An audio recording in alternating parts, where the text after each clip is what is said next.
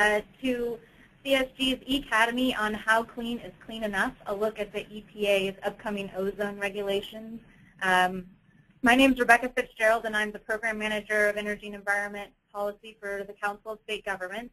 And I'm joined today with Clint Wood, the Executive Director of APCA, who APCA is a member organization that's focused on assisting state and local air quality agencies, and they're also co-hosting this with us. Today's eCademy focuses on the U.S. Environmental Protection Agency's upcoming release of the National Ambient Air Quality Standard for ground-level ozone. Based on recommendation from the EPA's science advisors and staff, the EPA is expected to announce more stringent standards, likely in the range of 70 to 60 parts per billion in December. And so we thought it is a great opportunity to brief everyone on the upcoming revision. And just before we get started, I have a couple logistical points I'd like to make, and that all participants are in listen-only mode, but we greatly encourage you to submit questions as you have them. You'll need to type your questions out, and we'll read the questions at the end of all three of the presenters. And if you have a question for a particular presenter, just indicate that. You can indicate it by name or just the number of the speaker.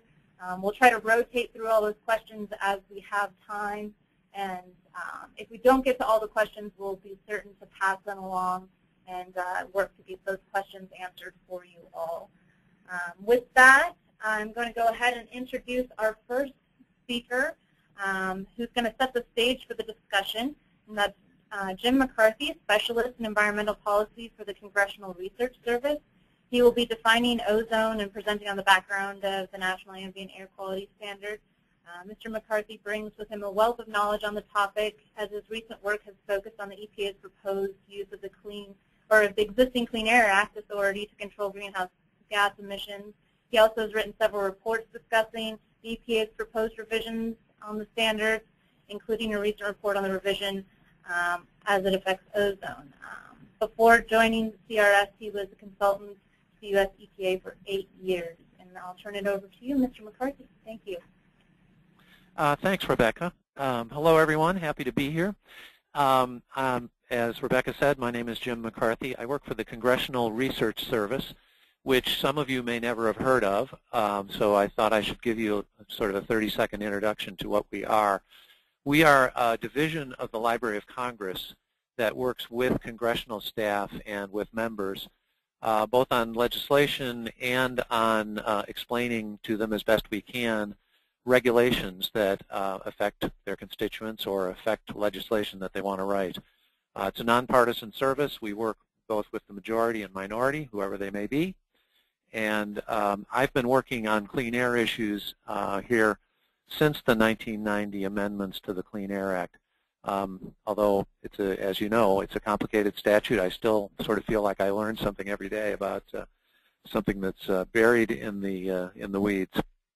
So I've been asked to provide some background on what NAAQS are and where we are in the process of revising them. NAAQS, the name stands for National Ambient Air Quality Standards, and they apply to air pollutants, the emissions of which may reasonably be anticipated to endanger public health or welfare, and the presence of which results from numerous or diverse mobile or stationary sources. So a couple of things there. They are not standards that directly regulate emissions from individual sources. Rather, they are ambient standards. They're measures of how good the quality of the air is in any particular area. So I like to tell people that for the specific pollutant, that they are EPA's definition of what clean air is. The agency identified 6 pollutants or categories of pollutants for NAAQS in the 1970s, and they haven't made any additions to that list since then. They probably could. I think if you look at the statutory definition about endangering public health or welfare and numerous or diverse mobile or stationary sources, there are some people now saying, well, there should be a NAAQS for greenhouse gases or for carbon dioxide. other pollutants have been suggested over the years. But I think EPA in general has felt that it has its hands full with the 6 that it has now, and it hasn't made any additions to the list in 35 years at this point. Finally, a key point about that leads us to today's presentation is that the statute provides that NAAQS are to be reviewed at 5-year intervals. So that explains why we're talking about the ozone NAAQS today. It's coming up for its regular 5-year review. There are 2 different kinds of ambient air quality standards. There are primary standards, which are to be set at a level to protect public health, and there are secondary standards that are welfare-based. And welfare is a term that's actually defined at great length in the Act. It goes on for about 4 lines, and I've kind of summarized here what I think is important. It includes effects on soils, water, crops, vegetation, climate, etc. As we will see when we get to talking about the secondary standard, some of those issues are important when it comes to the ozone standard. Next slide, please. The primary NAAQS is defined in Section 109 of the Clean Air Act, and it directs the EPA administrator to set standards requisite to protect public health and allowing an adequate margin of safety. There is no mention of cost in the definition of what is a primary standard, and that's led to some controversy over the years. There have been a number of parties who have taken EPA to court for its failure to consider cost in setting these standards. But ultimately, in 2001, in a Supreme Court case, Whitman versus American Trucking Associations, the Supreme Court held unanimously that the administrator may not consider costs in setting primary NAAQS. And the reasoning here was actually pretty simple, as Supreme Court cases often are. They went and looked at the statute and they said, you know, the word cost comes up in dozens of places where EPA is directed to set standards, but there is no mention of cost when the directive to set primary and secondary NAAQS is mentioned. So Congress clearly knew that cost or technological feasibility could be an issue, but they chose not to mention it deliberately. After a primary NAAQS is revised, there's a long and complicated process for implementing the standard. And I'm sure many of you listening to this are more familiar with this than I am, so I'm going to try to go over it pretty quickly. First of all, states propose non-attainment areas for designation based on available monitoring data. And in the case of ozone, you need to have 3 years of certified monitoring data as the basis of setting a standard. So if you're in an area that doesn't have monitoring equipment now, you're not going to propose that area as a non-attainment area. There follow negotiations with EPA, and generally, a lot of these negotiations have to do with the boundaries of what will be a non-attainment area. EPA tends to take a more expansive view of this than the states do because they want to include areas that may be upwind of a monitor that's showing non-attainment and may be affecting air quality in the downwind area. So there are back and forths. The letters between the governors and the EPA administrator appear on EPA's website. Ultimately, however, EPA makes the final designation decisions. Following that, states prepare state implementation plans. Generally, they have 3 years to do so. And the statute provides that in the case of ozone, there are 5 categories of ozone non-attainment: marginal, moderate, serious, severe, and extreme. And depending upon which of these categories an area gets placed in, the deadline for attainment will be either 3 years, 6 years, 9 years, 15 years, or 20 years.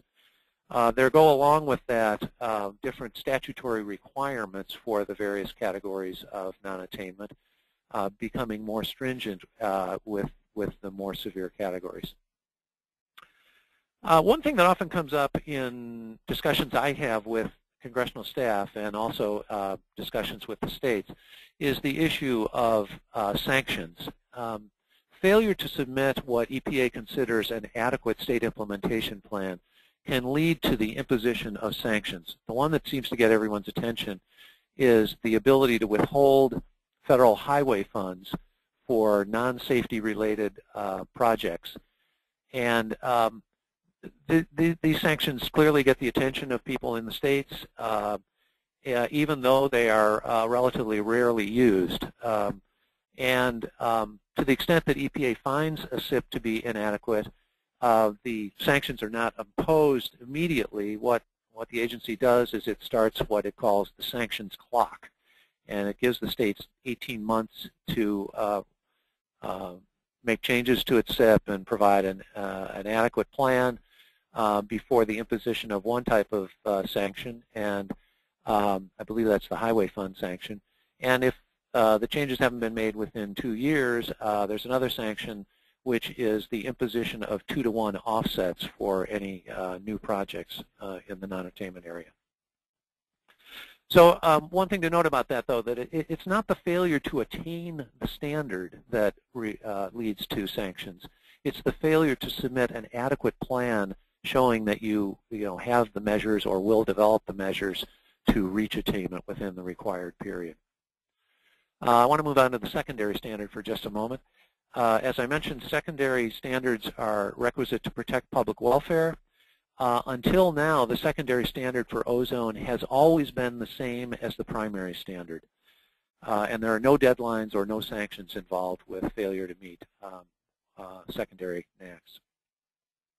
So I mentioned that at least every 5 years, EPA is required to review the NAAQS. Let's talk about that process for a minute.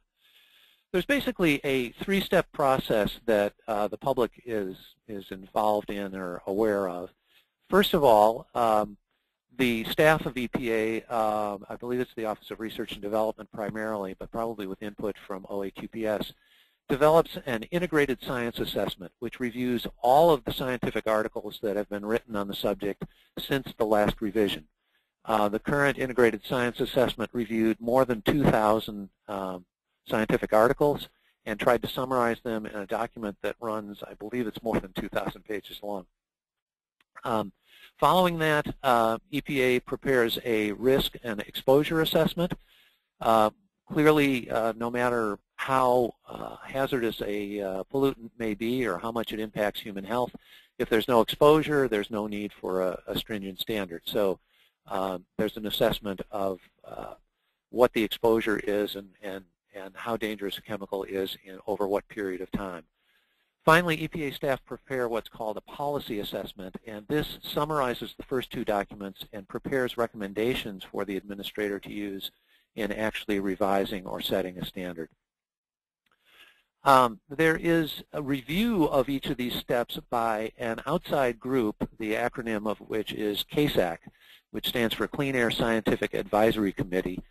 The CASAC review panel for ozone includes about 20 scientific experts who are generally from organizations not affiliated with EPA. Many of them may receive grant money from EPA's Office of Research and Development. But in general, they're academics. In some cases, they are from industry. When the 1997 standard was reviewed, the chairman of CASAC was chief scientist for General Motors. And some of them are from independent research institutes. But they're generally considered to be the country's leading authorities on ozone and its effects. Following the development of this policy assessment and the review by CASAC and the sign-off by all of those parties, the administrator will make a decision as to whether the standard needs to be changed. And at that point, the process becomes the same as it becomes for any other EPA standard. There is proposal in the Federal Register, there is a public comment period, and ultimately the standards will be promulgated in the Federal Register. And for each of those 2 key places, proposal and promulgation, there will be a regulatory impact analysis released by the agency, which will describe the costs and benefits of the rule. The costs are given simply to comply with Executive Order 12866, which requires the cost-benefit analysis, and they're not meant to be part of the decision-making process. Courts play an important role in this review process. I mentioned that NACs need to be reviewed at 5-year intervals. That is a non-discretionary duty of the administrator. The Act says that the administrator shall do this, not that she may do this. So failure to conduct a review within the 5-year period can lead to suits that set court-ordered deadlines. And that's what's happened in this particular process. EPA, the 5-year review period would have been up in March of 2013. The Sierra Club and other interested parties took the agency to court, and it was simply a matter of the judge looking at the calendar and saying, well, they didn't meet a non-discretionary deadline within the 5 years. So the court ordered deadlines with the one coming up being the December 1st, 2014 deadline for proposal of the standard. Courts are also important at the other end of the process. Like almost every other major EPA rule, promulgated decisions regarding the standards are subject to judicial review. I thought it might be interesting on this next slide to take a look briefly at the history of the ozone National Ambient Air Quality Standard. It was set in 1971, and it's kind of instructive to go back and look at that Federal Register notice. The notice is only a couple of pages long, maybe 6 pages at most. It's been a little while since I've looked at it. And it came out within months of Congress passing the 1970 amendments to the Clean Air Act. And it set a standard of 0.08 parts per million, or what we might more easily think of as 80 parts per billion, not to be exceeded more than 1 hour per year. There was a review of that standard in 1979, which changed it to 0.12 parts per million. There was another major review in 1997 and one in 2008. And I think there are a couple of things I want to point out in this chart that I think are worth noticing. One is that everybody focuses on the level of the standard, whether it's 80 parts per billion or the current standard 75 parts per billion, potentially going down to somewhere in the range of 60 to 70. And but there are two other things on this chart that are equally important. One is the averaging time, and the other is the form. So take 1997 as an example. EPA changed the standard from 0.12 to 0.08, making it substantially more stringent. But at the same time, they allowed the monitoring equipment, or the readings of the monitoring equipment, to be averaged over an 8-hour period rather than a 1-hour period. So the readings would tend to be lower over an 8-hour period than over 1 hour. And secondly, the form of the standard allowed the 4th highest daily maximum averaged over 3 years, rather than the previous form, which was not to be exceeded more than 1 hour per year. So these two other factors, averaging time and form, somewhat compensated for the fact that the numeric level of the standard was made much more stringent. I think, too, the other thing I wanted to say about this chart is it may surprise a lot of you to realize that the standard in 1971 was actually more stringent than the current standard, because it only allowed an exceedance 1 hour per year.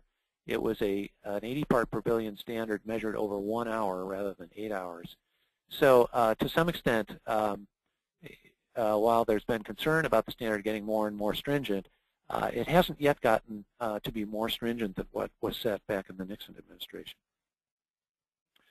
Where are we now in this process? Well, I mentioned that the 5-year review period was up, and a court has set deadlines of December 1st for the proposal and October 1st for promulgation, October 1st of next year.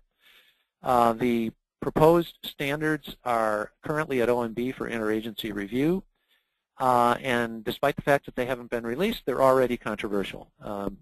There are many people contending, and on some days I'm one of them, that it may well be the most expensive proposed rule in EPA history. So what do we know about the content of the soon-to-be proposed NACs? Well, EPA staff recommended a 60 to 70 parts per billion primary NACs. CASAC concurred with that. And the staff recommendations are similar to those that it reached in 2008 and 2011 when the standard was previously reviewed. CASAC says that the science is now stronger than it was at the time of the last review, and their language on that point is somewhat interesting. I was thinking of reading it to you, but I think I'm going to run out of time if I do that, so I'm not going to bother doing that. But basically, they said that anything in that range of 60 to 70 parts per billion would be scientifically justified, but they seem to have a strong preference for something at the lower end of the range rather than the upper end. But the bottom line is that it's the administrator's decision to make regarding the proposal and promulgation of the standard. The administrator can disagree with CASAC and can disagree with her staff, obviously, provided she explains why in the Federal Register notice. And the courts generally have been quite deferential to the administrator when she makes a judgment that is held to be within her technical competence. So when the 2008 standard was promulgated, CASAC had recommended something stronger than 75 parts per billion. A number of people challenged the standard in court. The court did not overturn that. They said that the administrator was within her competence to set it where she did. With regard to the secondary standard, what we know about that is that the key issue there is the effect of ozone on agriculture and forestry. In order to protect crops and forests, the staff has recommended a standard that would measure cumulative exposure to ozone over a growing season, something that's referred to as a W126 Index. In 2008, Administrator Johnson also proposed a W126 standard. He sent it off to OMB as his final choice, but it did not survive the interagency review. So that's an area where the D.C. Circuit did review the secondary standard, and they've remanded it to the agency, saying that the administrator did not do a good enough job of explaining why it was that he didn't choose this W126 index. The conventional wisdom regarding where we're going to go with these standards is we should expect a more stringent primary NAAQS, and we should expect a W126 secondary NAAQS. And something that's not mentioned all that often is that we might see changes to the monitoring requirements. Only about a quarter of the counties in the United States, roughly 750 out of 3,000, and most of them in urban areas, have ozone monitors currently. So that's going to be an important part of the proposal to take a look at. Finally, what would be the potential impact of a more stringent primary NAAQS? Well, ozone is a complicated pollutant to predict. It forms in the atmosphere. It's not directly emitted by the sources of precursors. Various factors affect its formation: sunlight, temperature, wind. Lately, we've come to realize even that snowpack has an effect. And so it's difficult to model what the concentrations of ozone are going to be. Precursor emissions are both VOCs and nitrogen oxides are declining as other regulations take effect. So looking into the future, we have to make some sort of accommodation for that. Technological change is also hard to predict, and it's important for estimating what the cost of a standard would be. And finally, when EPA does its RIAs, its regulatory impact analyses, it has to rely on what's already on the page. You know, they look at the most recent 3 years of monitoring data, even though the designation of future non-attainment areas will be made on monitoring data that we haven't yet seen, and they assume that they will enforce statutory deadlines, which, as we'll also see, they haven't necessarily always done. So here's a key point, I think.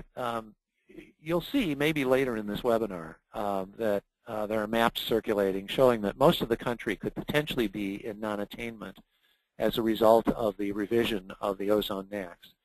And I just wanted to say with these last 2 points here that EPA has not historically classified ozone areas non-attainment unless there was a monitor in the general vicinity, either in the county itself or in an urban area that county was included in. Areas without monitors have been termed unclassifiable. So 3/4 of the country have no monitors now. So it's going to be important to see how EPA addresses the monitoring requirements and how they address designation issues, whether they change their historical practice of relying only on monitored data. To give you an example, though, of how some of these factors have played out, on the next slide, you can see that in the 2008 revision, the most recent revision of the standard, when EPA proposed a change to, actually they listed a range, but they said that if the standard were placed at 75 parts per billion, with the data they had then, 398 counties would have shown non-attainment. 8 months later, when they got around to promulgating the standard, 53 of those 398 had dropped out, and they were down to 345. By the time they actually got around to designating the non-attainment areas in May of 2012, another 124 counties were showing attainment by that time. So only 221 counties had monitors that exceeded the standard. So if you go to the next slide, you'll see that when they got around to designating non-attainment areas, most of the country was unclassifiable. And the areas that were designated non-attainment tended to be areas that were already non-attainment for previous versions of the standard.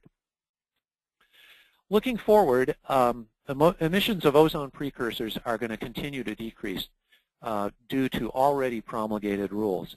The Cross-State Air Pollution Rule, or CASPR as it's known, which had been stayed by the D.C. Circuit Court of Appeals, but the stay was recently removed, will probably be effective in 2015, and it affects NOx emissions from power plants in, I believe it's 28 eastern and southern states. The Tier 3 auto and fuel standards, which will be effective in 2017, are going to have a major impact on both NOx and VOC emissions. EPA estimates that the fuel standards alone, which take effect in 2017, will reduce NOx emissions from the existing fleet of motor vehicles by 264,000 tons a year. And the stationary engine rules, referred to as the RICE rules, are also coming into effect, I think, this year and next. They're going to have an impact on NOx emissions as well. So as we look forward, it's important to keep in mind that there will be fewer precursor emissions, and that should lead to reductions compared to the readings that we see from ozone monitors from the last 3 years. Two other factors have a potential impact as well, and this is my absolutely last slide. One is, as frequently happens, court action may delay implementation. And secondly, EPA has rarely met Clean Air Act deadlines. I would point out that there are 3 areas of the country that are still in non-attainment for the 1971 ozone NAAQS. And at the time, the Clean Air Act required that areas designated non-attainment reach attainment within 5 years. That has not happened, and generally there have been accommodations made back and forth. It doesn't mean that standards don't get more stringent or that requirements aren't imposed on non-attainment areas, but the agency has been somewhat flexible in terms of its bumping up of areas into more severe or more stringent categories of non-attainment. And that's all I've got. Thanks. Thank you, Jim. That was a fantastic overview of ozone and the NAAQS standards and kind of how we've got up to the point we are now as we prepare for December. And so thank you very much. We're going to move on to our next speaker, bringing a state perspective to the mix. Colleen Delaney, she is the environmental scientist for the Utah Division of Air Quality, and she'll be presenting on Utah's ozone issue. And she has 26 years of experience primarily in planning and state implementation plan development. She has served on ozone state implementation Plan Coordinator for the Utah Division of Air Quality and has participated on Western Regional Air Partnership Committees, working on Western air pollution issues, including ozone and regional haze. Thank you, Colleen, for being on, and I know you may be joined later by your director, Bryce Bird, when we get to the question and answer session. So, but we appreciate you being here. Thank you, Rebecca. What I'm going to focus on in my presentation here is not so much on the health-based reasons for the standard, but really more the implementation side and what we're looking ahead to is in terms of what states can actually do in order to meet a tighter ozone standard.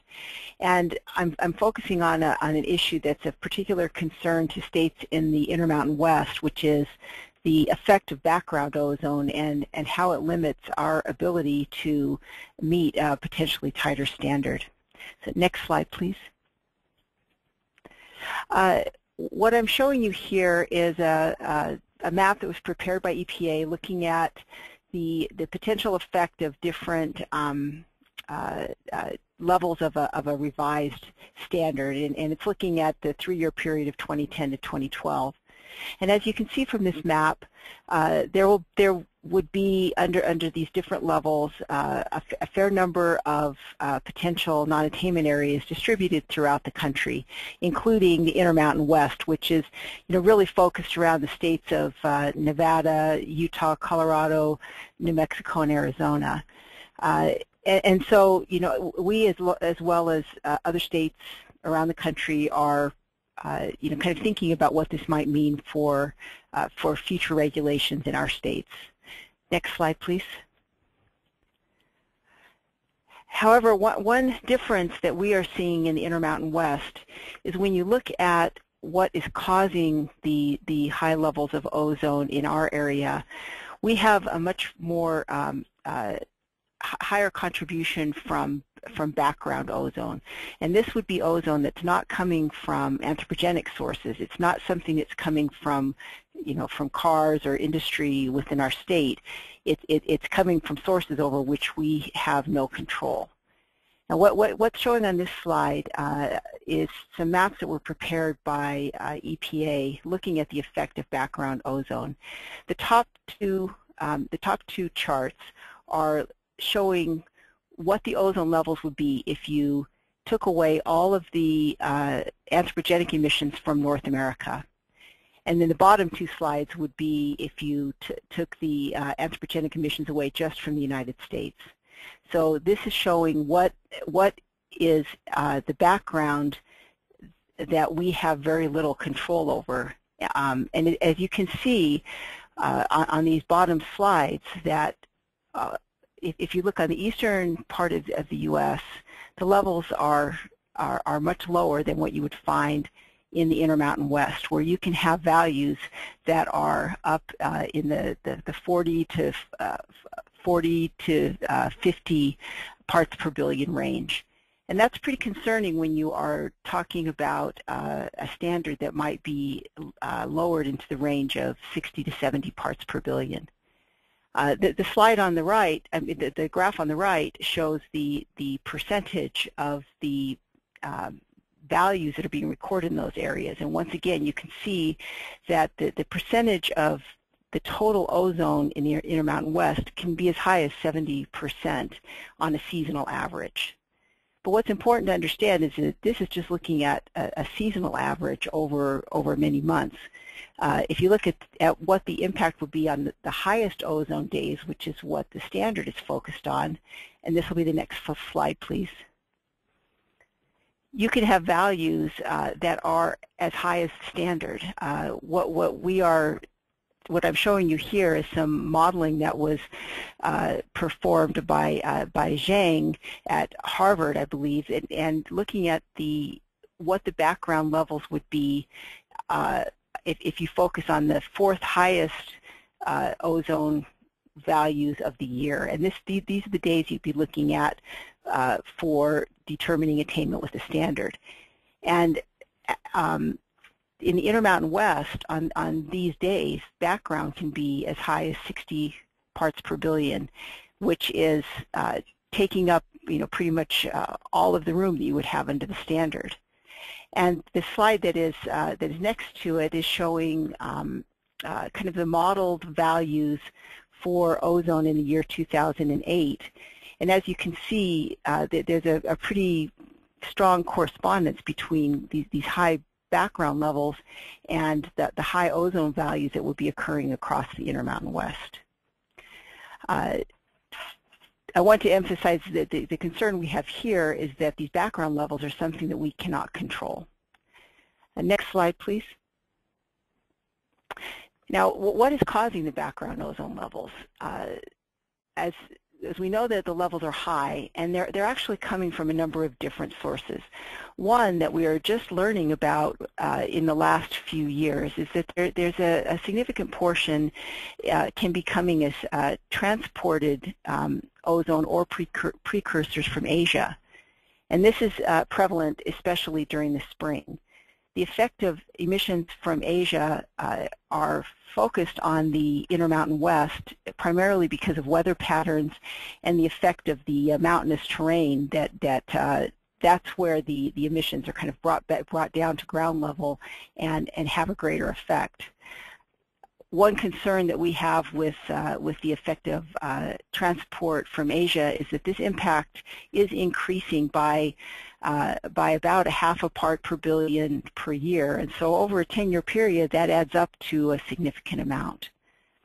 Another effect that can happen is stratospheric ozone, which is a naturally occurring phenomenon, but it gets pulled down in certain weather events down to ground level and can have a significant impact, especially at higher altitude sites.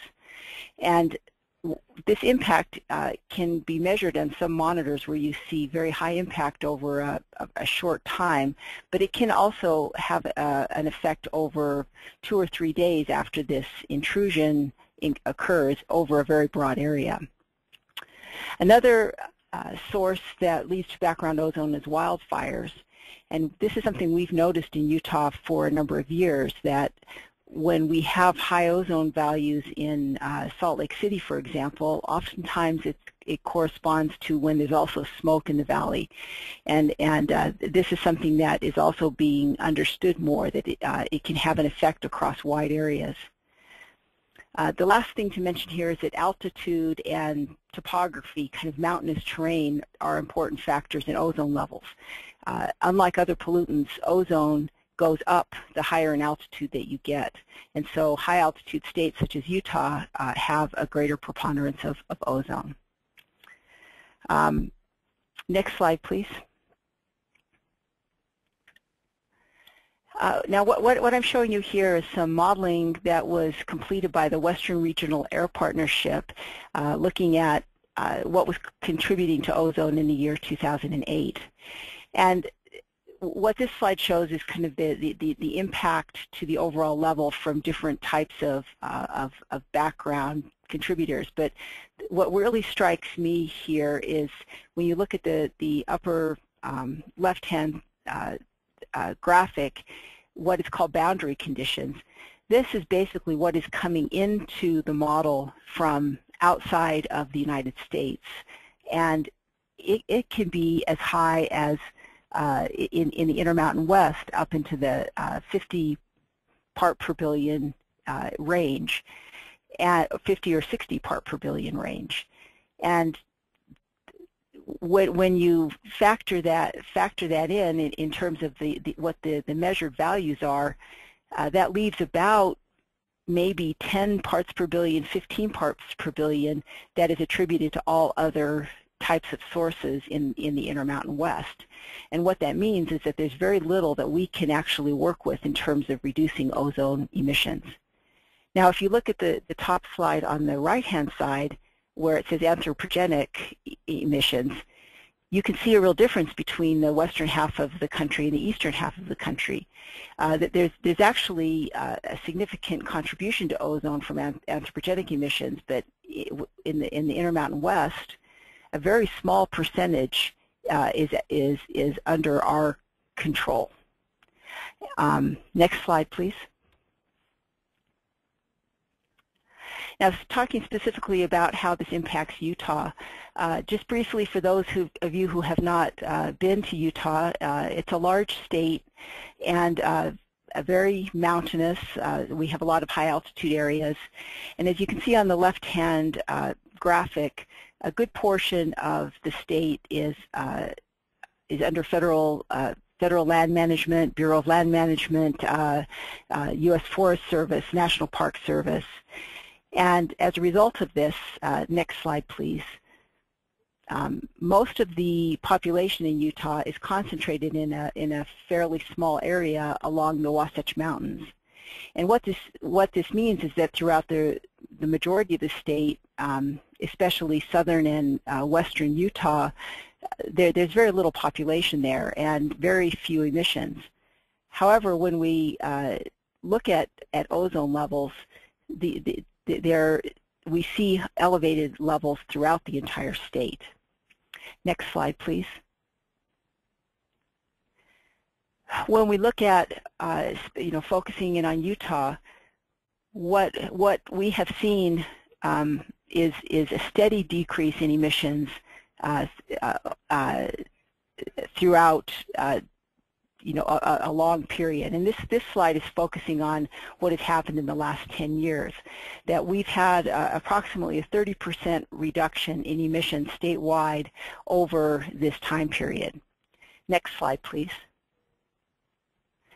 And when you look at western state power plants, there's also been a significant reduction in emissions in both SO2 and NOx.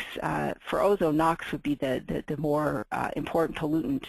But this is, I think, just to show you that there have been significant emission reductions occurring in Utah, occurring for power plants throughout the West, and mobile sources throughout the West have also been decreasing emissions throughout this time period. Next slide, please.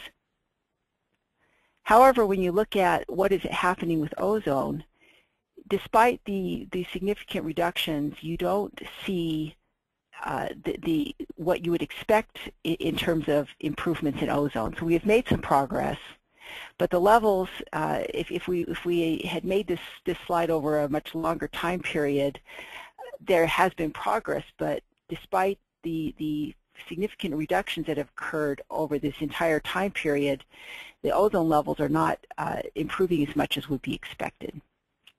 Next slide, please. And in fact, what is happening, on the top slide, I'm showing the average ozone values that have been measured at two very remote sites. One is it's in Nevada, very close to the border of Utah on the western side, and then the second one is at Canyonlands, which is on the eastern side of southern Utah. These two areas are very remote. There's no population, very little industry, and what you see is surprisingly high ozone levels that are occurring day in, day out in these areas. And even more worrisome, those ozone levels are increasing. It's been approximately 10 parts per billion over this time period from 1992 to 2012, when during the same time period emissions throughout the West have been going down.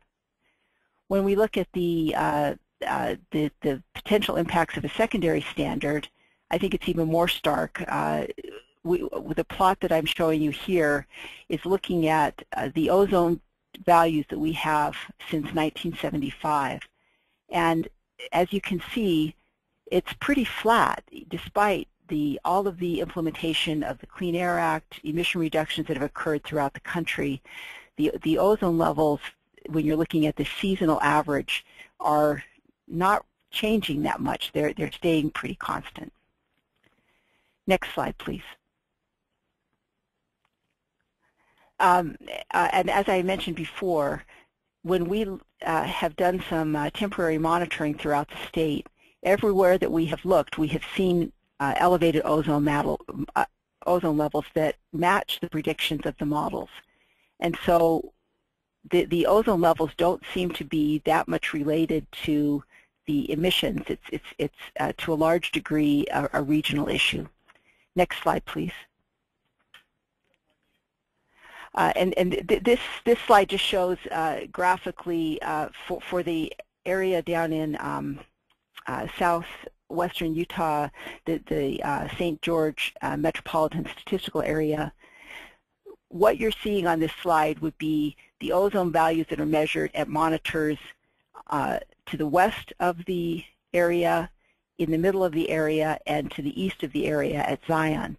And as you can see, despite the fact that there's a small metropolitan area in the middle, the values are pretty constant across the area and are really more representative of regional emissions as opposed to the effect of local emissions. Next slide, please. What this boils down to for us is that we are very concerned about how we are going to be able to meet a more stringent ozone standard. The Clean Air Act is very prescriptive, and if you are designated non-attainment, there are mandatory things that must be done. And these measures were really designed for urban areas, and they were designed to solve the problems that were observed back in 1990 under the 1 hour ozone standard. They focus on mobile sources and fuels, and they mandate things that have to be done whether or not it makes any sense in the areas that are affected. The background levels are high, and what we are seeing is that depending on where the standard is set, it may not be possible for us to show attainment in many areas, even if we do everything that could possibly be done. And under the Clean Air Act, if you don't show attainment, consequences start to happen. You get bumped up to more stringent requirements, more urban areas controls are required, and eventually sanctions are applied. And what our biggest concern is that this process guarantees failure for many areas in the West, including Utah. So that's the end of my presentation, and thank you. And when I guess at the end of the presentation, if you have any questions, I'd be happy to answer them. Thanks, Colleen. That was very helpful and informative, and some of the unique and maybe not so unique aspects that Utah is dealing with from a state perspective. And just a reminder, if you do have questions, go ahead and feel free to type them in the question box, part of that task bar with the webinar. So moving on to our final speaker today and providing an industry perspective on the topic is Ross Eisenberg, Vice President of Energy Resources Policy with the National Association of Manufacturers, which is the largest industrial trade organization in the United States, representing more than 13,000 manufacturers in all 50 states. Before coming to the National Association of Manufacturers, Ross spent more than 5 years as an environmental and energy counsel at the U.S. Chamber of Commerce. Thanks, Ross. Thank you so much, and thanks everybody for being a part of this today and for having us to walk through some of the numbers that we've come up with on ozone. I hope it will be informative for everybody who's calling in. We're really only a couple weeks away from rubber hitting the road on this regulation, and for speaking for our members for the manufacturing sector, this thing is at or near the top of our priorities list in terms of getting this regulation right. Again, thanks again. I'm Ross Eisenberg. Joining with me, although mostly for the question and answer session, just in an effort not to confuse you, is Greg Bertelsen. The two of us are Team Energy for the National Association of Manufacturers. A little bit about us. We are, as mentioned, the largest industrial trade association in the United States. We represent about 14,000 manufacturers, and we define manufacturing as anybody who makes things. So it is everybody from the Fortune 5, Fortune 10 multinational companies down to the small 5-man machine shop in Skokie, Illinois. They all have a voice here, and we bring their agenda to Washington. Our goal, in a nutshell, is to make America the best place in the world to manufacture, and getting rules like this right would help that go a heck of a long way. As you know, we are sitting on a bounty of new manufacturing starts from things like cheaper energy and advanced technologies, things of that nature. And at the end of the day, they just need to get their permits, and they can't get their permits if they don't have certainty in the regulatory space. So that really is why we're engaged on this issue and why we care so much. So again, I know some of you have been working this for a long time. Some of you are a little newer to it. I'm going to sort of try to sum this up with what I hope will be somewhat entertaining. Hopefully you've seen the movie Groundhog Day. If you haven't, it's a movie from the 1990s with Bill Murray. It is, I would say, unequivocally the best movie ever made about Groundhog Day, and I can pretty much say that with confidence. Basically, the deal is he has to keep living the same day over again until he changes things and gets it right, and then he can move on with the rest of his life. We are in a Groundhog Day situation when it comes to ozone national ambient air quality standards.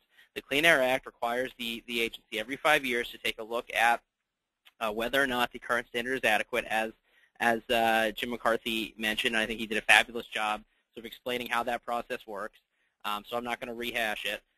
But every 5 years, for the most part, and lately every couple years, we wind up in this fight over whether or not we can get there, whether or not it's attainable, whether or not it will, hurt the economy, and then, at the end of the day, whether or not it even makes sense. And I think we're certainly having that discussion now. It's going to continue. Our members are certainly caught in the middle of it. We're caught in the middle of it.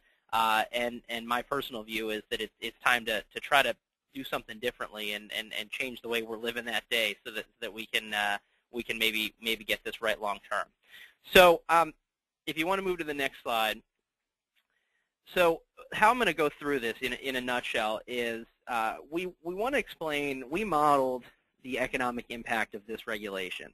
We hired a consulting firm. We did a very, very large RFP to try to find exactly who can do this. We found that there really aren't that many out there who have the know-how both on the environmental side and on the economic side to do a study like this. We put a lot of time, a lot of money into getting this as good as we can possibly get it to help inform the debate, right? I mean, at the end of the day, we haven't, I think it would be, relatively charitable to say that EPA's cost estimates over the years have often been incomplete. Certainly in this area, they have left a lot to be desired.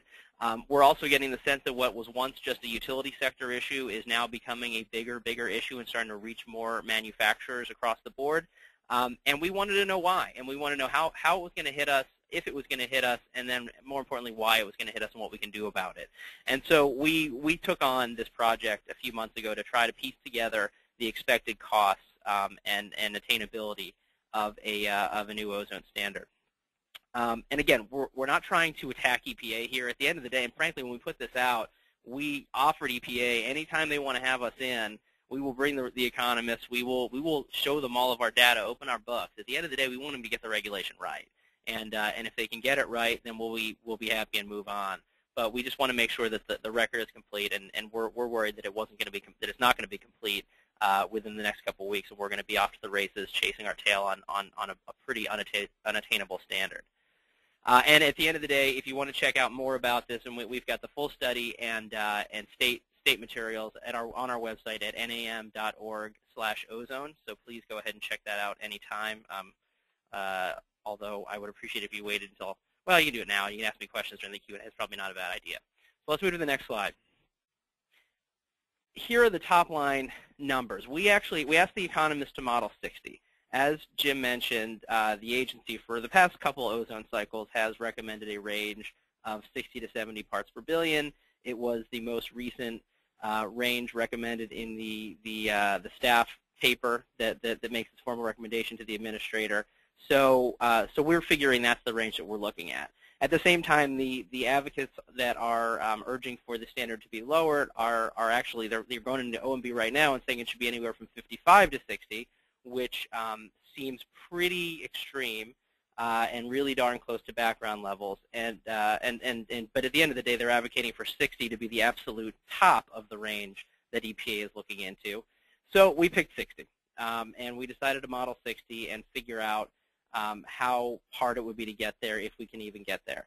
You can see the numbers are gigantic. The numbers are bigger than I think we ever expected they would be. They are scary. They're really scary when you start looking into why they look like this, but the top line numbers are, this would absolutely be, if they go to 60, the most expensive regulation of all time. $270 billion per year, $3.4 trillion in GDP hits over the 2017 to 2040 compliance period, less than 2.9 million less job equivalents per year on average through 2040. And job equivalent is a term of art that NARA uses, that the economist uses to try to capture the best way to kind of get at jobs, because sometimes people just kind of keep their job but work less and things of that nature. So it captures that. The average household would be spending $1,500 less per year on things like food and other typical consumption type items, because they will have to pay them to comply with these regulations in some way, shape, or form, whether it's vehicle miles traveled or dealing with more expensive consumer goods or things of that nature. And then retirement of 101 gigawatts of coal-fired capacity. Now, you're going to ask, how does that square with the greenhouse gas regulation? That's significantly more than the greenhouse gas regulation would drive, and there's not much overlap there. At the end of the day, you're looking at about a 12th in terms of overlap. So that's really on top of what some of the other regulations would have imposed. And then it would increase natural gas costs up to 52% and electricity up to 23%. And those figures take into account limitations on drilling, because at the end of the day, if you're in a non-attainment area, or even if you just have to figure out a way to model attainment, you're emitting VOCs, you're emitting things from those wells that you're going to have to get permits for, and you're going to have to find offsets and things of that nature. So you wind up sort of redlining, or at least keeping constant, putting limitations on oil and gas exploration. So if we can move to the next slide. Very quickly, the assumptions that we used here, that NARA used here, and I want to be very clear, we put a lot of money and time into them getting this as right as you can possibly get this, and we're pretty confident that this is the most comprehensive sort of effort done on ozone. It is about as good as I've ever seen any economist ever take this regulation on, and they did it. They spent a lot of time trying to make sure that there were no that everything was as credible as it possibly could be. And they started by using basically all of EPA's data. So when EPA puts out its regulatory impact analyses, it puts out basically a laundry list of what it thinks needs to be done and how much it will cost, what its assumptions were on the known controls, things of that nature. NARA just accepted all of that. It didn't change any of those assumptions. We started right where EPA starts, and we trusted them on their assumptions there. It accounted for all future policies. So as Jim said, typically when you deal with attainment, it's going to be a couple years down the road, and there will be other policies in place. NARA did that. They actually figured out what the attainment map would look like several years down the road, 2018 and forward, including some of the policies that were on the book, like Utility MACT, the car rules, AB 32, RGGI, SO2 and NOx emissions programs. So they actually took that into account, and they created a model that would have that decline, and there would be presumably less than there would be today because of these other policies in terms of attainment areas, but non-attainment areas. But they got that as far as they could get it, but then they made some differences there. The EPA's 2010 analysis, frankly, just left out California. We didn't think it was wise to leave out California, given it's the largest economy in our country. So EPA's number of $90 billion was obviously pretty conservative.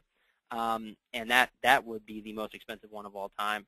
And then, we'll walk through it later, but later in the presentation. But basically, they had to take on the cost curve for what is the unknown controls would cost, and then assess the impact of the whole economy. And that's really where their analysis differs from EPA. But they took an evidence-based approach, and we'll explain why we think that was the right way to go. So if we can move on. So what drives these costs? Really, there's two things that drive these costs. The first one is a vast expansion of areas in non-attainment. So if you want to move to the next slide, this is one that Jim showed earlier. These are the current non-attainment areas of the 2008 standard. For the most part, metropolitan areas are in non-attainment. Those are the places with monitors. Those are the places that are working towards it. It's getting better. It's manageable. We certainly have a long way to go over the next few years. These will be driving considerably more reductions through 2018. If you want to go to the next slide, this is something that the American Petroleum Institute recently updated and put out. Based on the most recent modeling and monitoring data, this is what 60 would look like. So that the map lights up like a Christmas tree. So the red spaces are counties that would be in non-attainment at 60. And I got to tell you, they are a lot of them are, they'd be at non-attainment at 65 and higher than that, and 70, and some of these other numbers we're talking about. And then the orange are the sort of interpolated areas that would, based on modeling, also be in non-attainment based on going all the way down to 60. So, and a lot of this has to do with the background issues that Colleen was walking through. A lot of it has to do with the fact that just in general, we're getting pretty low. The Clean Air Act has been pretty impressive. It's been a success. We are cleaning up the air, and so we're getting to places where we're really knocking up against background in a lot of these areas, and it's not necessarily there's not much you can do that's left from from industry, from man-made sources, and these kinds of things. So let's move to the next slide.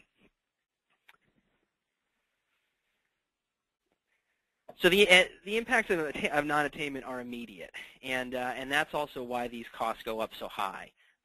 Part of the reason the costs are high is because when you start to find offsets, they get expensive. And you can see here, if you buy those offsets right now in the Houston, Galveston, Brazoria non-attainment area, you're looking at $175,000 per ton of NOx and $275,000 per ton of VOCs. Southern California, you're at $125,000 a ton of NOx. Those are not small numbers. And so, at the end of the day, it's expensive to comply with this regulation because these are hard to get. At the end of the day, they don't come easily, and it adds a significant cost on top of it. Let's move to the next slide. The other main component of the cost curve here is that the majority of the control options are unknown. So let's kind of breeze through these next couple of slides. If you can go to the next slide. So here's where we would have to go. Basically, in 1980, our NOx emissions were up about a little over 25 million tons of NOx. And again, there's NOx and VOCs get you to ozone. Reducing NOx is generally the way that you comply with this ambient air quality standard. So in 1980, we're a little over 25 million tons of NOx. By today, by 2014, we've cut that more than in half. So we're at like 13-something million tons of NOx. The 2018 baseline is down around 9.7 million tons. So that's the current standard. Is going to drag us down even pretty aggressively to 9.7 million tons. The new ozone standard is going to have us get significantly lower than that. You're down at like 5-something million tons of NOx. So let's move to the next slide. So accounting for that, basically what that means is a 3.9 million ton reduction from 2018, from the baseline that we're going to hit in 2018, down to where we'd have to get to 60. In time to comply with the 60 parts per billion ambient air quality standard. That is not an insignificant number. So let's move forward. Yeah, one more time. All right. So here's where it gets sticky. Basically, EPA can account for, and EPA's own numbers said that you can get from about a third of the way from 75 to 60 using what are called known controls. And they get remarkably specific in their RIA about what those known controls are. They're everything from emission control equipment like SCR to fuel switching and water and space heaters and retrofitting heavy-duty diesel trucks. I mean, things as specific as like oxygen injection for cement plants. They start scraping as far as they can scrape to try to get out there what they can figure out would be control strategies. Because at the end of the day, they're trying to advise you, the state air directors and other officials, on how you actually submit a SIP that will make a difference here. So that's the problem. So a third of them are known controls. The other 2/3 of the way to get to 60 come from what EPA calls unknown controls. And they really are just that. They are unknown controls. EPA can't tell us what they are. And so that's where you run into a real problem. So now what we wind up doing when we're trying to figure out the cost is how in heaven's name we get those 3.9 million tons when only 1.3 million of them come from what we know are known controls. The rest is unknown controls. And across the spectrum in terms of what is, what would be expected, and this is the bottom right of that slide you're looking at right now, a lot of it comes from the manufacturing sector. The power plant sector, for the most part, has given almost all of the blood it's going to give in terms of installing control technologies. There aren't that much that exists short of shutting them down to comply here. The EPA says there's a fair amount in the manufacturing sector, but then you start getting into other sectors like agricultural, construction, cars, trucks, and other mobile sources, and commercial and residential, where a lot of the reductions are going to have to be driven by really these unknown controls. And so what do these unknown controls constitute? What are they, and how much would they cost? Let's move to the next slide. So what NERA did, what our economists did to try to figure that out, was they drew a cost curve based on what they call an using an evidence-based approach. This is the main difference between what NERA did and what EPA did.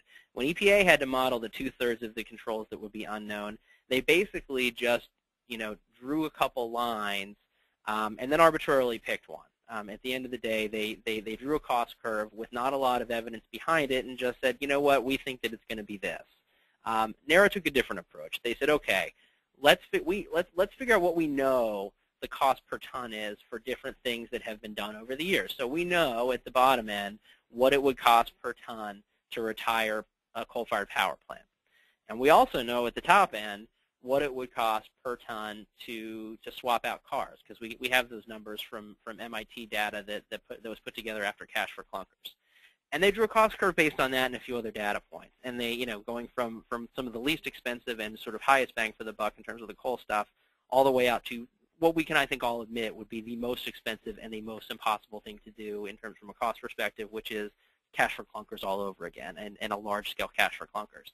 And they drew that cost curve. And at the end of the day, the cost curve, when you start scrapping things, gets real steep real fast. And that really drives a tremendous amount of the numbers that we're putting out there, is trying to model the unknown using what again, they call what is an evidence-based approach. At the end of the day, they did the best job they could. I think it's pretty darn accurate and pretty scary at the same time. So let's move on to the next slide. So this is why that cost curve is so interesting. So there's really not much you can do left short of scrapping things. So we try to kind of model those 3.9 million tons and how you would get there. And so if you retire 1/3 of all the coal-fired power plants, you add another 1 million tons. You want to hit forward? We can put another bar up there. Then you could maybe get another 1 million out of pollution controls, fuel switching, scrappage, and retirements from the manufacturing sector. Click again. You start retrofitting cars and trucks and things of that nature. You come close to 3. One more time. Then you get to agriculture and construction equipment. You're still not all the way there yet. So you're still scrapping that, and then you get into commercial and residential retrofitting and scrapping water heaters and other small sources and fuel switching, and you're basically there. But these are the kinds of extreme. This sounds crazy because it is. This is a significant lift for any sector, and certainly for the manufacturing sector, to start scrapping out equipment to meet a regulation. This is why we're scared. This is why we're trying to bring this data forward, and this is why we really want EPA and states to take a hard look at whether or not we're at a breaking point here with the Clean Air Act. Move on to the next slide. Here's at a state level, I think, a good illustration of this. And I think Colleen, she maybe was dancing around this, but I don't want to put words in her mouth. We took North Carolina and tried to figure out how you get to 60 parts per billion based on the data that EPA has out there. And so you're at 2018. The 2018 baseline emissions are up around close to 250 tons of NOx annually. The first little red bar there would be if you implemented all known controls for mobile sources. Okay, so cars, trucks, other mobile sources. Then you got to get to the stationary sources. So you really haven't made much of a difference there to get to 60, and 60 is the little red line at the bottom. So the next bar over, you retire all their coal-fired, or all their power plants, basically all their fossil fuel-fired power plants. You've taken a little bit off the top. You're getting closer. Then you got to shut down all manufacturing and all other industrial sites, and you're still getting closer, but you're not all the way there yet. Then you got to scrap all agriculture, all construction, and all other non-road mobile sources, and you're still not there. Now, at the bottom left of this slide, we put a little star that says this is not a recommended path to compliance, but we're trying to illustrate the absurdity of what we're talking about here. This is obviously not an approach that anyone in North Carolina or any other state would want to do to meet a regulation. But we're starting to worry that we are getting to that point where we're about to break the Clean Air Act because we can't model attainment, we can't get to attainment with these new standards because, frankly, it's just not feasible. We don't have the technologies to get there. Now, we might, and I certainly don't want to imply to you that we will never have them. You know, we certainly can. One thing about this country and one thing about manufacturers is we're innovative. But that's a heck of a gamble to take right now, knowing, as we know, that we're not even close. So getting back to my original analogy on Groundhog Day, if you want to go to the last slide. So final thoughts. NARA's analysis is the most comprehensive ever performed on an ozone standard. We're very confident in what they put together. We hope EPA has spent some time reviewing it. We would be happy to spend more time with them. We're just having trouble getting in the door. But at the end of the day, going down to 60, if anything, this shows that 60 is just completely irrational and cannot happen. It's just not a reasonable place for anybody to be. But that being said, even though NARA didn't model 65 or 70, based on EPA's own data from the last go-around in 2008 and 2010, those would still be the most expensive in history. I mean, certainly not $270 billion, but you're looking at, you're looking at 32 to 44 billion annually in costs for 65, and 19 to 25 billion dollars annually at 70. So, look, these are still the most expensive, still more expensive than anything else that's on the books.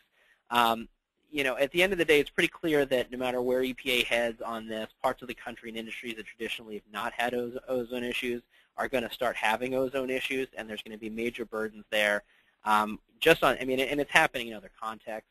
We had a manufacturer call us the other day that's operating in some trying to put some new plants, and not heavy stuff, but some new plants in some pretty rural areas in Minnesota and Missouri, and they are running afoul of, they can't model attainment for the particulate matter standards, which is the same process, just for a different pollutant, but it's the same process that we have on ozone.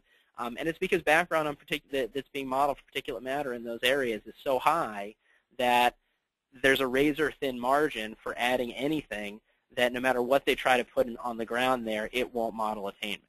So that's what we're running into here. That's what we're worried we're going to continue to run into here, and it's going to cause major problems for manufacturers that haven't really had these problems before. And then finally, the 2008 ozone standard still hasn't even been implemented. The guidance implementing this thing is still stuck over at OMB right now. So we still have a lot of work to do to try to implement that and some significant cuts to make. And it will drive significant emission reductions and health benefits from the rules already on the books.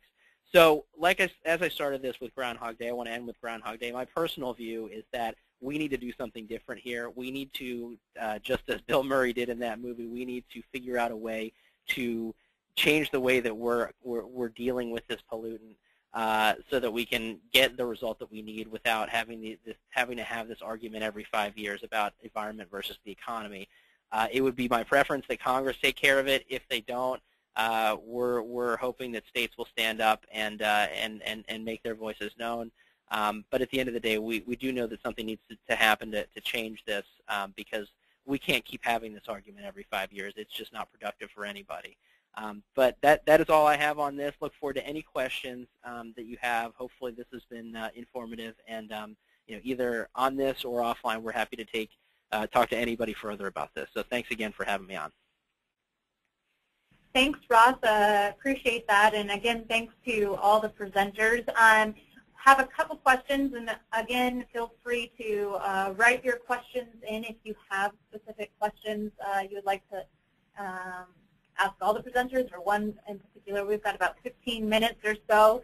So if you want to keep your answers to the questions brief, but Jim, this first question is to you. Could you describe some of the health effects from ozone as summarized by the EPA staff and their advisors, just based off of your working with them? Well, sure. Briefly, there are effects on lungs and heart, and initially EPA's analyses showed, increases in asthma, increases in COPD, and other sorts of lung issues.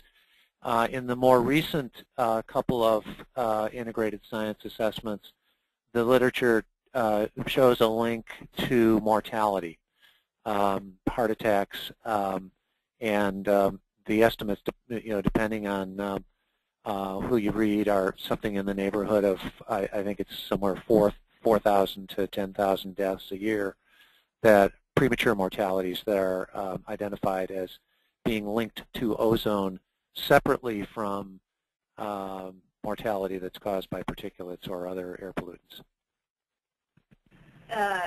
And then follow up on that, is the level where it's at now a major health concern, or why are we discussing lowering it or even further? Is the question.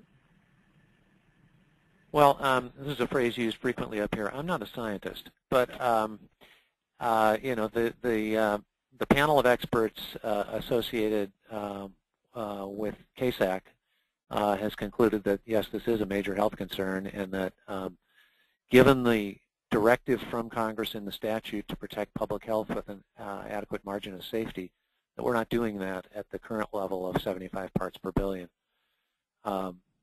It's up to the administrator to decide whether a more stringent standard is going to be set, and if so, where it will be set. But that's where we are now, and we won't know for a couple of weeks what decision she's recommending.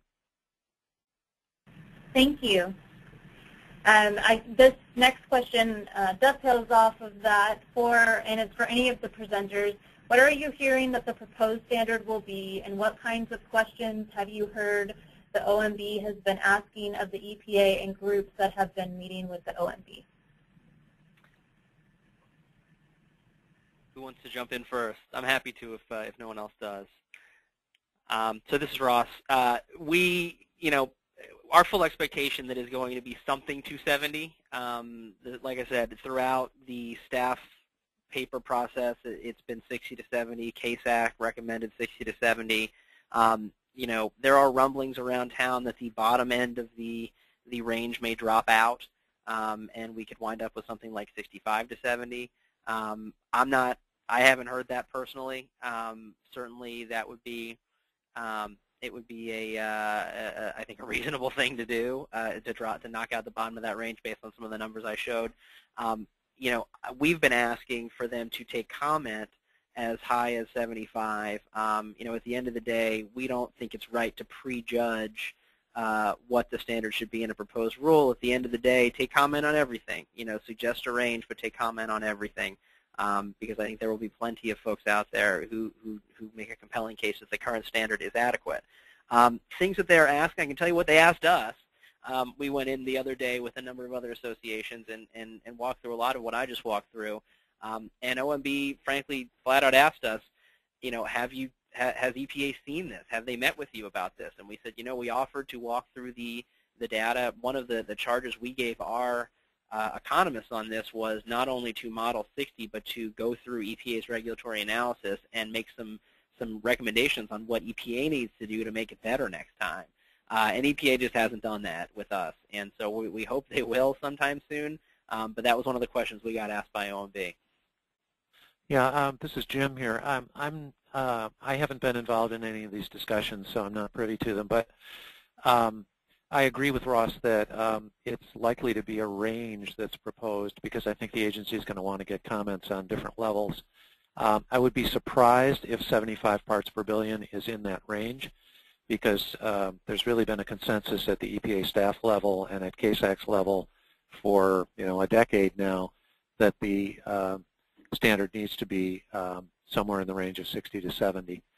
So I would imagine it's going to be maybe 60 to 70 or maybe 65 to 70 that will be proposed. Okay. The next question is, The U.S. might be facing a separate secondary standard for ozone for the first time that's based on impacts to forestry and crop. Is there any chance that this secondary standard in a new form could be more stringent in some areas? I guess I'm the person who raised that issue, so I'll answer it, Jim. It will be a national standard, so I'm not sure if that's what the question implied, whether it would be more stringent in some areas than others. EPA did an analysis of the W126 standard versus the 75 part, or maybe it was even the 70 part per billion standard, and found that there was a good deal of overlap between the two. That's one of the reasons that OMB ended up insisting that they simply make the secondary standard the same as the primary. But there were something like 11 monitors in rural areas that showed non-attainment with a seasonal standard that didn't show it on the fourth highest primary standard. So I think there would be a fair amount of overlap, but there might be some areas that were designated non-attainment just for the secondary standard. This is Colleen Delaney in Utah. When we've looked at it, the secondary standard might actually be harder to ultimately meet because of the day-in, day-out effect of background ozone levels. Thanks. Colleen, this next question was for you. The Clean Air Act does give states an out for what is deemed a quote-unquote exceptional event. Does that provide relief for Utah when it faces high background ozone? It kind of piggybacks off of what you just mentioned.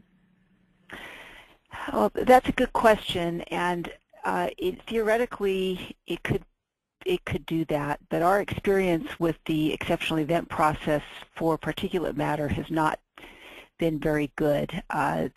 The level of demonstration that's required to show that there is an exceptional event is extremely high, and we just don't have the data that EPA requires to make these demonstrations.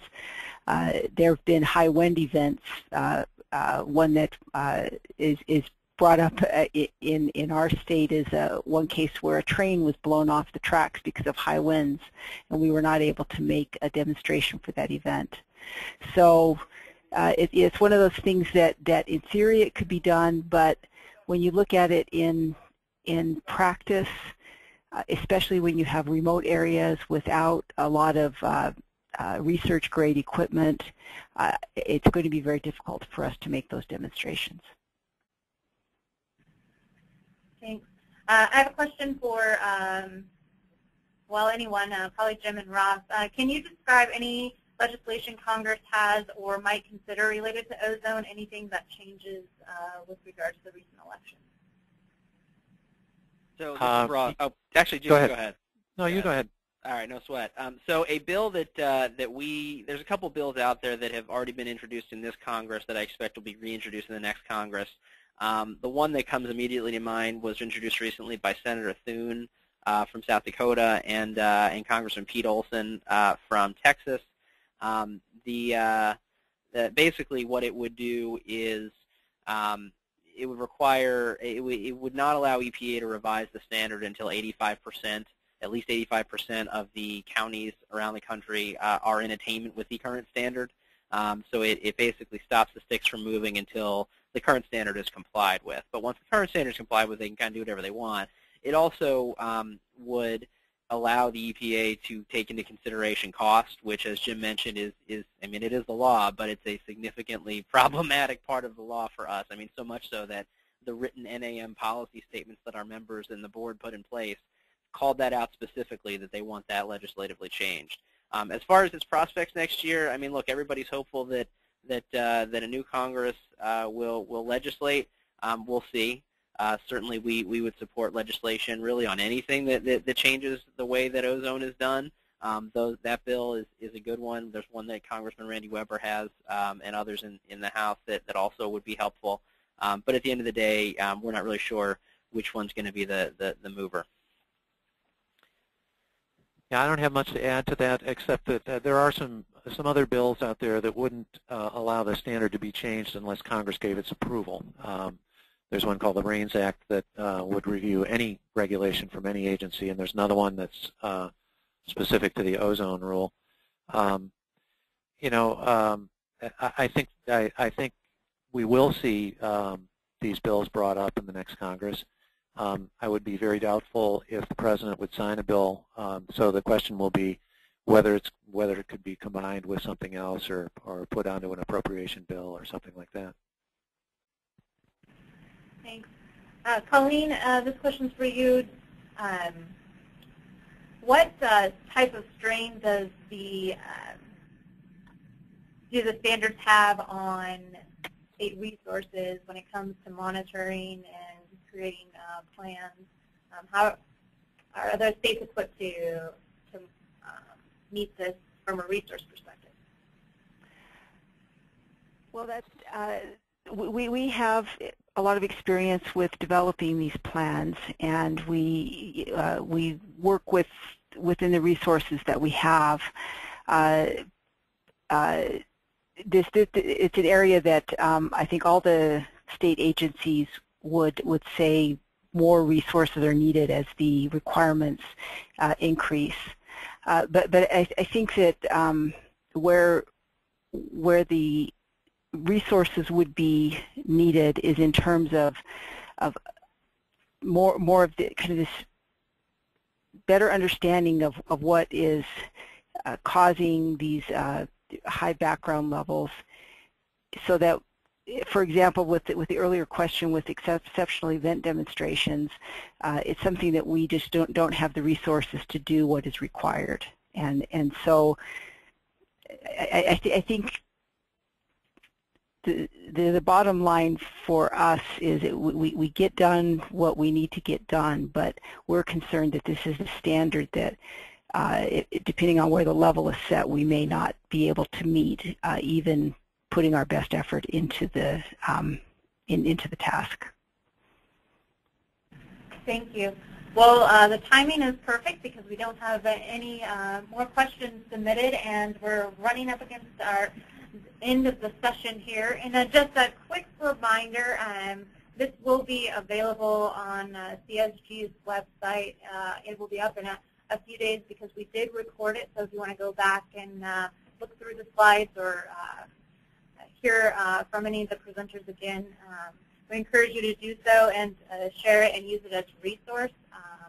And if you have any additional questions, feel free to submit those and we'll pass them along to the appropriate people. But just want to say thank you for all those who took time to participate. I know that schedules are busy, and again to our presenters for bringing some quality information to the forefront and allowing us to further the discussion. Thanks so much.